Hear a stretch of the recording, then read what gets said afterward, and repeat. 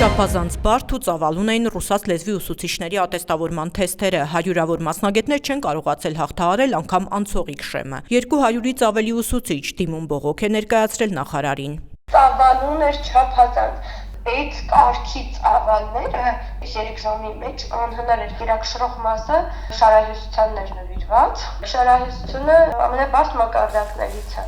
այսինքն այդ բարդ ֆորմուլիրովկաները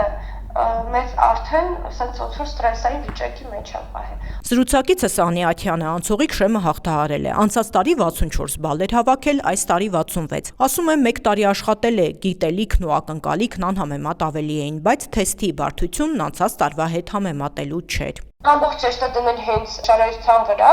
ու հույս ունենալ, որ այս ուսուցիչները պիտի հաղթահարեն, ասենք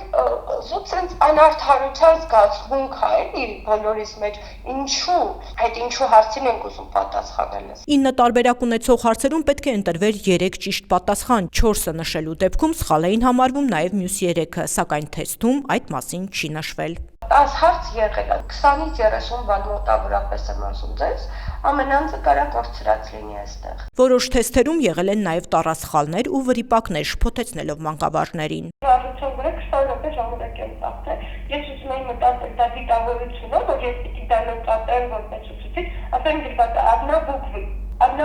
ո՞րն է, պետք է նկամ одна буква կամ две буквы։ Ուսուցիչները ռուսաց լեզվի թեստերը համեմատում են անգլերենի հետ ու խտրական մոտեցում նկատում։ Ամբողջը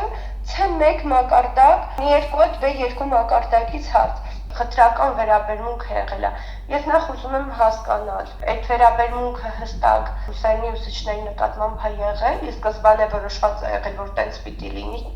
թե զուտ պատահականություն է, թե զուտ ինչ-որ մեկի անուշադրության պատճառով է եղելով, չկա արդյոք մեկը նախարարությունում, ով այդ համեմատականները պիտի տանի։ Ռուսաց լեզվի ուսուցիչները պնդում են անցողիկ շեմը չեն հաղթահարել ոչ թե վատ գիտելիքի, այլ թեստի բարդության պատճառով։ Վերջի պահին բոլորը բողոքում են։ Ես կարծում եմ դա իմ խնդիրն է, ես եմ շատ դանդաղ կոտեղել, այնինչ մի ամբողջ բանակ ուսուցիչ այդ խնդրի հետ է բախվել։ Իդեպ մանկավարժների մեծ մասը արդեն երկրորդ անգամ չի հաղթահարում անցողիկ շեմը, ըստ օրենքի պետք է ազատվեն աշխատանքից։ ԿԳՄՍ նախարարությունից Նյուզեեմին հայտնեցին, որ հավաքագրում են ուսուցիչների բարձրաձայնած հարցադրումներն ու խնդիրները վերլուծում են եւ օգտագործում գործընթացը բարելավելու նպատակով։ Ուսուցիչներին ներկայացնելու են պարզաբանումներ, անհամապատասխանությունների կամ սխալների դեպքում հարցը լուծվելու է հոգուտ ուսուցչի։ Ռուսաց լեզվի թեստերի հետ կապված բողոքարկումը կանցկացվի հաջորդ 3 շաբթի։ Բողոքը ստանալուց հետո 5 աշխատանքային օրում ձևավորվող բողոքարկման հանձնաժողովը կքննարկի եւ անհատապես կպատասխանի մասնակցին։ Ռուսաց լեզվի ուսուցչուհի Անի Աթյանը վստահ է, բողոքարկումից հետո ուսուցիչների մեծ մասի բալերը կավելանան, բայց դրանից անարդարության զգացումը չի վերանա։